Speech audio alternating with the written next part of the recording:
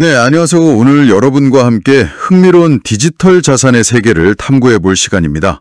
주인공은 바로 OES 코인 또는 원코인으로도 알려진 프로젝트인데요. 여러분께서 제공해 주신 OES1, 진화, 현황 및 미래 비전 이 자료를 바탕으로 그 여정을 한번 자세히 들여다보겠습니다. 이 코인이 어떻게 시작해서 지금 어디까지 왔고 또 어떤 미래를 그리고 있는지 그 핵심만 한번 뽑아보죠. 네. 오늘 저희가 살펴볼 자료는 그 OES1 프로젝트 자체의 발전 과정 그리고 미래 구상을 담고 있습니다. 아무래도 프로젝트의 시각에서 작성된 내용이 좀 많을 테니까요. 저희는 한 걸음 떨어져서 객관적인 정보가 뭔지 또 그 의미는 어떻게 해석해야 할지 이런 분석에 좀 더 초점을 맞추겠습니다. 네네. 기술적인 기반부터 시작해서 시장 활동, 생태계 구성, 그리고 장기적인 목표까지 여러분이 이 프로젝트를 좀 균형 있게 이해하실 수 있도록 돕는 게 저희 역할이겠죠. 좋습니다. 그럼 바로 시작해 볼까요? 이 OES1 프로젝트 자료를 보니까 역사가 꽤 길더라고요. 무려 11년 전 그때 시작되었다고 하는데요. 네, 생각보다 오래된 프로젝트입니다. 근데 흥미로운 점은 처음에는 이더리움 블록체인 위에서 만들어진 그 흔히 말하는 ERC-20 토큰이었다는 거예요. 아, ERC-20이요? 네, ERC-20은 이더리움 네트워크에서 토큰 발행할 때 쓰는 일종의 표준 규격 같은 거죠. 근데 이게 처음부터 완전히 공개된 게 아니고요. 자료에 따르면 이더리움 레이어 1 프라이빗 블록체인, 좀 폐쇄적인 환경에서 운영되었다고 해요. 프라이빗 블록체인에서 시작했다는 게 좀 독특하네요. 공개되지 않은 환경이었다는 건데 그때 내세웠던 핵심 가치가 금융교육이었다고 하고요. 네, 금융교육이요. 그리고 초기 가격이 0.5유로였는데 자료에서는 5년 동안 무려 42.5유로까지 올랐다 이렇게 주장을 하고 있습니다. 이건 좀 확인이 필요해 보이는데요. 프라이빗 단계 가격 상승이라는 게 외부에서 검증되긴 좀 어렵지 않나요? 아, 정확한 지적이십니다. 맞아요. 폐쇄적인 환경에서의 가치 평가는 아마 프로젝트 내부 기준일 가능성이 높고 실제 시장 가치와는 당연히 차이가 있을 수 있다는 점, 이걸 염두에 두어야 합니다. 그렇죠. 어쨌든 프로젝트 초기 단계에 대한 설명은 그렇고요. 이후에 중요한 변화가 생깁니다. 바로 2023년 2월 18일인데요. 베트남에서 폴리곤 블록체인으로 공개적으로 전환, 그러니까 출시를 했다는 점입니다. 아, 폴리곤으로요? 네, 폴리곤은 이더리움의 그 거래 처리 속도나 수수료 문제, 이런 걸 개선하기 위해 나온 대표적인 레이어 2 솔루션 중 하나죠. 레이어 2. 이더리움 본체의 부담을 좀 덜어주는 그런 보조 네트워크? 이렇게 보면 될까요? 네, 맞습니다. 쉽게 생각하면 그렇게 볼 수 있어요. 근데 왜 하필 폴리곤이었을까요? 다른 레이어 2 솔루션도 꽤 있었을 텐데요. 자료에서 강조하는 이유는 바로 처리 속도입니다. 폴리곤이 초당 약 6만 5천 건의 거래를 처리할 수 있다. 그래서 비자나 마스터카드 같은 기존 결제 시스템보다 빠르다. 이 점을 내세우는 거죠. 6만 5천 건이요? 네, 대규모 사용자를 처리하기 위한 어떤 기술적인 판단이었다. 이렇게 설명하고 있습니다. 물론 실제 속도는 네트워크 상황에 따라 좀 달라질 수는 있겠지만요. 하긴 그렇죠. 이더리움에서 폴리곤으로 코인을 옮기는 이 배포, 디플로이먼트 과정이 이게 꽤 복잡했던 모양이에요. 네, 그 과정이 무려 3단계에 걸쳐서 2년 이상은 걸렸다고 합니다. 2년이요? 와. 네, 그리고 2023년 12월 30일에 최종 완료되었는데 여기서 진짜 중요한 점이 하나 있습니다. 뭔가요? 이 기간 안에 폴리곤으로 코인을 이전하지 않은, 그러니까 기존 이더리움 기반 지갑에 있던 OES 코인 있잖아요. 이게 더 이상 사용할 수 없게 되었다는 겁니다. 아, 그럼 사용자 입장에서는 꼭 했어야 하는 거네요? 거의 강제적인 이전, 마이그레이션이었던 셈이네요? 그렇죠. 반드시 참여해야 했던 거죠. 그래서 이제 모든 OES 거래 기록은 폴리곤 블록체인 위에서 투명하게 확인할 수 있게 되었습니다. 사용자에겐 정말 중요한 변화였겠네요. 그럼 폴리곤으로 옮겨온 현재 OES 지금 모습은 어떤가요? 현재 총 발행량은 2,500억 개, 이걸로 딱 고정되어 있다고 합니다. 고정이요? 네, 더 이상 추가 발행은 없다는 의미죠. 공급량이 제한되어 있다는 점은 아시다시피 가치에 영향을 미치는 요소 중 하나고요. 가치는 어느 정도로 평가받고 있나요? 아까 프라이빗 단계 가격 얘기가 잠깐 나왔는데 지금은 어떤가요? 이 자료에서는 여러 플랫폼에서 약 45달러 또는 42.5유로 시준으로 보고되고 있다. 이렇게 언급은 합니다. 45달러. 네, 근데 이 부분은 좀 신중하게 봐야 합니다. 아시다시피 암호화폐 가치라는 게 실시간으로 계속 변동하고 또 어떤 플랫폼에서 보느냐에 따라서 다르게 표시될 수 있잖아요. 맞아요. 특히 거래량이 그렇게 많지 않은 경우에는 그 표시된 가격이 실제 시장 가치를 정확히 반영한다고 보기는 어려울 수도 있고요. 네, 가격 정보는 항상 좀 주의해서 봐야겠죠. 그럼 실제로 이 코인을 가진 사람들은 얼마나 될까요? 커뮤니티 규모 같은 거요? 자료에 따르면요, 폴리곤 블록체인 상에서 OES를 보유한 지갑 주소 수가 약 110만 개 이상이고 이게 계속 늘어나는 추세라고 합니다. 110만 개요? 꽤 많은데요? 네, 총 거래 건수도 130만 건을 넘어섰다고 하고요. 이 수치만 보면 상당한 규모의 사용자가 있는 것처럼 보이긴 하죠. 물론 지갑 주소 수가 실제 사용자 수하고 반드시 일치하는 건 아니지만 그래도 커뮤니티의 활동성을 좀 엿볼 수 있는 지표 중 하나입니다. 그렇군요. 어디서 주로 거래가 이루어지나요? 그 코인마켓캡 같은 정보 사이트에도 등록되어 있다고 하던데. 네, 맞아요. 코인마켓캡에서 OES로 검색 가능하고요. 주요 거래는 유니스왑이라는 탈중앙화 거래소, DX라고 하죠. 여기서 이루어진다고 합니다. 아, 유니스왑.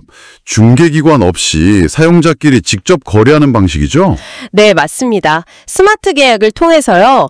주로 USDT, 그러니까 테더라는 미국 달러 가치에 연동되도록 설계된 스테이블 코인이랑 OES 간의 교환이 이루어지고 있습니다. USDT하고 교환이 되는군요. 근데 거래가 작년 9월 23일에 조용히 시작되었다. 이런 표현이 있네요. 파일럿 테스트의 일환이었다고요? 네, 그 표현이 좀 재밌죠. 처음에는 거래 활동이 잠시 중단되거나 매우 적었지만 이후에 다시 좀 활발해지면서 거래량이 늘어나는 추세를 보였다고 해요. 아하. 덱스 스크리너나 코인게코 터미널 같은 데이터 분석 플랫폼에서도 이런 거래 내역을 추적해 볼 수 있다고 하고요. 그렇군요. 단순히 이렇게 거래되는 자산을 넘어서 뭔가 자체적인 생태계를 만들려고 노력하는 모습도 보이던데요. 이 부분이 좀 프로젝트의 방향성을 보여주는 것 같기도 하고요. 맞습니다. OES는 그냥 단순한 디지털 화폐를 넘어서 자체적인 사용처를 확보하고 또 생태계를 구축하려는 의지를 분명히 보입니다. 몇 가지 주요 구성 요소를 좀 살펴보면요. 네. 첫째로 딜쉐이커라는 전자상거래 플랫폼이 있습니다. 딜쉐이커요. 네, 여기서는 OES를 실제 물건이나 서비스를 구매하는데 결제 수단으로 사용할 수 있다고 합니다. 향후에는 판매자들이 OES를 플랫폼에 예치, 그러니까 스테이킹하고 보상을 받는 기능도 추가할 예정이라고 하고요. 실제 사용 사례를 만들려는 노력이죠. 물건을 살 수 있는 쇼핑몰 같은 거군요. 네. 또 다른 건요? 둘째는 원어카데미입니다. 이건 이름에서 딱 알 수 있듯이 금융 및 블록체인 관련 온라인 교육 컨텐츠를 제공하는 플랫폼이에요. 아, 교육. 처음에 금융교육 강조했던 거랑 연결되는군요. 네, 그쵸. 맥을 같이 하는 부분이죠. 셋째는 원비타라는 스킨케어 제품 라인인데요. 이게 좀 특이해요. 구매 금액의 50%를 OES로 결제할 수 있고 또 제품을 재판매해서 수익을 얻을 기회도 제공한다고 합니다. 화장품에요? 50%나? 네, 좀 생활 밀착형 상품으로 사용처를 넓히려는 시도로 보입니다. 교육에 이어서 화장품까지 나왔네요. 그럼 마지막으로 그 가스 구매 관련 내용도 있었죠? 아, 네. 사용자들이 개인 간 P2P로 OES를 주고받을 때 블록체인 네트워크 이용료, 즉 가스비가 들잖아요. 네, 그렇죠. 이때 필요한 가스를 구매하는 비용의 25%는 OES로, 나머지 75%는 유로로 지불할 수 있게 한다, 이런 내용입니다. 근데 여기서 주목할 점이 있어요. 뭔가요? 이 P2P 거래 진료는 KYC, 즉 고객 신원 확인, Know Your Customer 절차를 완료한 사용자만 이용할 수 있다는 조건이 붙어 있습니다. 아, KYC? 네. 이건 아마 자금 세탁 방지라든지 이런 금융 규제를 준수하려는 조치로 해석될 수 있겠죠? 알겠습니다. 쇼핑, 교육, 뷰티, P2P 거래 수수료까지 생태계 구성이 생각보다 꽤 구체적이네요. 자, 그럼 이제 미래 계획. 이쪽으로 한번 넘어가 보죠. 자료를 보니 로드맵이 상당히 방대하던데요. 좀 야심차다고 해야 할까요? 네, 맞아요. 상당히 넓은 영역을 포괄하는 계획들을 제시하고 있습니다. 거래를 자동으로 처리하는 시스템 구축이라든지 신용카드 및 USDT 결제 지원 확대 이런 것들이 눈에 띄고요. 네. 특히 그 글로벌 결제 대행사인 스트라이프 연동 가능성을 언급하고 또 원보이즈라는 여행 예약 플랫폼 그리고 원포렉스라는 외환거래 정보 플랫폼 출시도 로드맵에 포함되어 있습니다. 원포렉스는 외환거래 정보를 제공한다고요? 네, 비트코인이나 이더리움 같은 주요 암호화폐 7개 쌍에 대한 매수, 매도 신호 같은 그런 거래 정보를 제공하는 플랫폼으로 구상 중이라고 합니다. 멤버십 비용의 절반은 OES로 나머지는 유로로 지불하게 할 계획이라고 하고요. 와, 정말 다양한 분야로 손을 뻗치고 있네요. 근데 이런 확장 전략이 시너지를 낼 수 있을지 아니면 오히려 좀 역량을 분산시키는 건 아닐지 약간 궁금해지는데요. 좋은 질문입니다. 다각화 전략이 성공하려면 말씀하신 대로 각 분야 간의 연계성이나 시너지가 중요하겠죠. 근데 자료에서는 이런 우려에 대한 언급은 특별히 없어요. 다만 이 미래 계획들 중에서 특히 주목해야 할 부분이 바로 규제 환경 대응, 그리고 기존 금융 시스템과의 관계 설정입니다. 그렇죠. 암호화폐 프로젝트의 성패를 좌우할 수 있는 아주 중요한 요소들이죠. 맞아요. 규제는 정말 뜨거운 감자인데 OES는 어떻게 대응하려고 하나요? 유럽연합의 포괄적인 암호화폐 규제 법안이죠. 미카, 마켓지 인크립토 에세츠, 여기에 대한 전략이 언급됩니다. 초기에는 OES를 자산담보 토큰 RT가 아니라 유틸리티 토큰으로 분류되도록 하는 전략을 선택했다고 합니다. 유틸리티 토큰으로요? 왜죠? 유틸리티 토큰은 특정 서비스 접근이나 사용 권한을 주는 토큰이잖아요. 자산 가치에 직접 연동되는 RT보다 상대적으로 규제 절차가 좀 간소해서 시장 진입이 용이하다는 장점이 있습니다. 백서 제출하고 공시만으로도 활동이 가능하다 이렇게 설명하더라고요. 아하, 일단 진입하고 보자는 전략이군요. 그럼 장기적으로는요? 그냥 유틸리티 토큰으로만 남는 건가요? 그러니까 규제 환경 변화에 맞춰서 단계적으로 대응하겠다. 이런 유연한 전략으로 보입니다. 그렇군요. 그럼 기존 금융 시스템과는 어떤 관계를 맺으려고 하나요? 경쟁 아니면 협력? 이 점을 분명히 하는데요. 기존 은행 시스템을 대체하려는 게 아니라 보완하는 역할을 하겠다고 강조합니다. 보완이요? 네, 예를 들어서 베트남의 태콤뱅크와 협력해서 OES와 USDT 간의 교환, 즉 스왑 기능을 구축할 가능성이 높다고 예측하고요. 또 각국 중앙은행이 발행 중인 디지털 화폐, CBDC라고 하죠. 네, CBDC. 이 CBDC와의 원활한 연동, 그리고 상호 운용성 강화에도 집중하고 있다고 합니다. 그러니까 기존 금융 인프라에 어떻게든 통합되려는 시도로 해석할 수 있습니다. 대체가 아니라 보완이라. 흥미로운 포지셔닝인데요. 그렇다면 이 프로젝트가 스스로 생각하는 성장 동력, 이건 뭘까요? 자료에서 그 모소대나무 비유를 들었더라고요. 네. 모소대나무.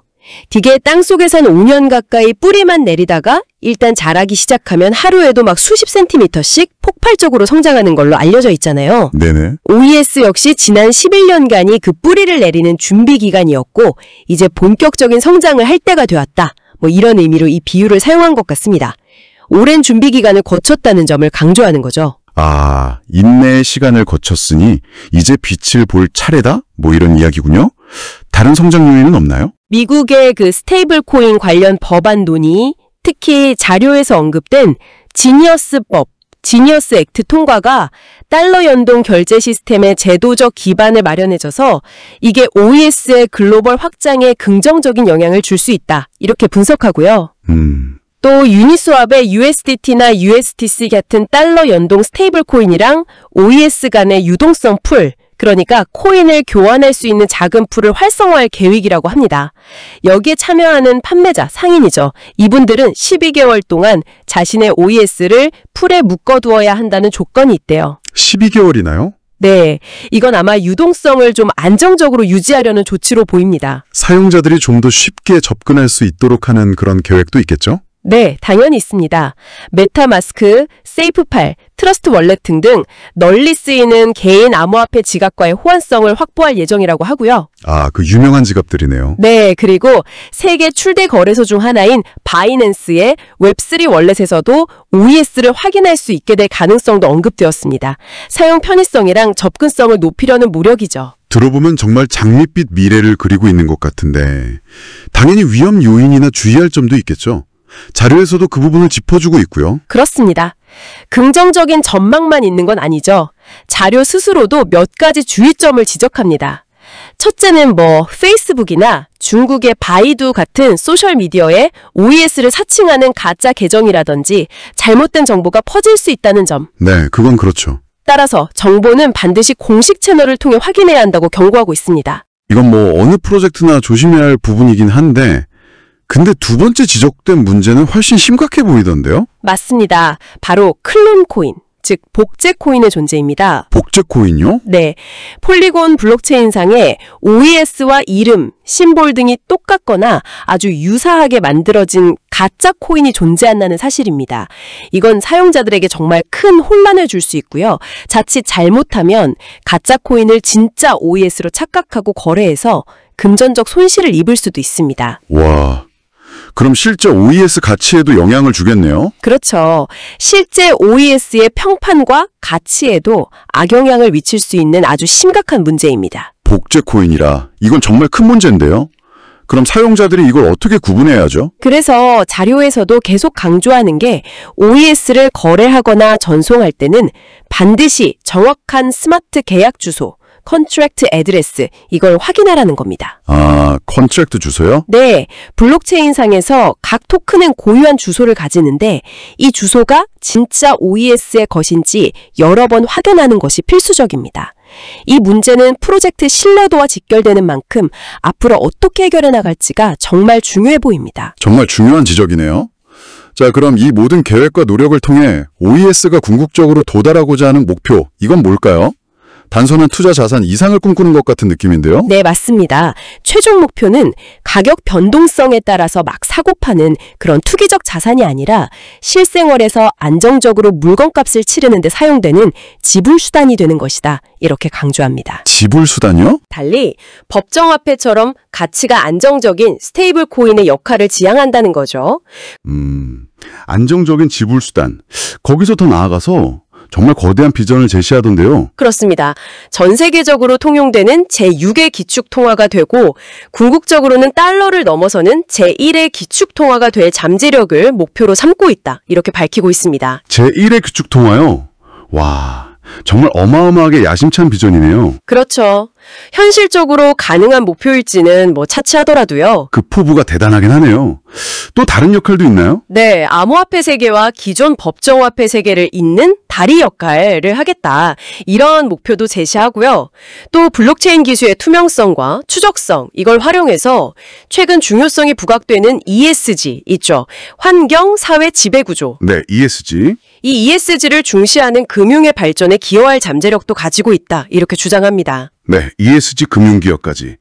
정말 광범위한 목표를 설정했네요. 와, 오늘 OES1에 대해서 정말 깊이 파고들어 본 것 같습니다. 네, 좀 정리를 해보자면 OES1 코인은 11년이라는 긴 역사를 가지고 있고요. 이더리움 프라이빗 체인에서 시작해서 폴리곤으로 이전했고 딜쉐이커 같은 자체 생태계를 구축하면서 실사용처를 만들려고 노력하고 있습니다. 네, 미카 같은 규제 환경에 유연하게 대응하고 또 기존 금융 시스템을 보완하려는 전략을 취하고 있고요. 궁극적으로는 안정적인 지불 수단을 넘어서 기축통화라는 정말 매우 야심찬 목표를 향해 가고 있죠. 그렇죠.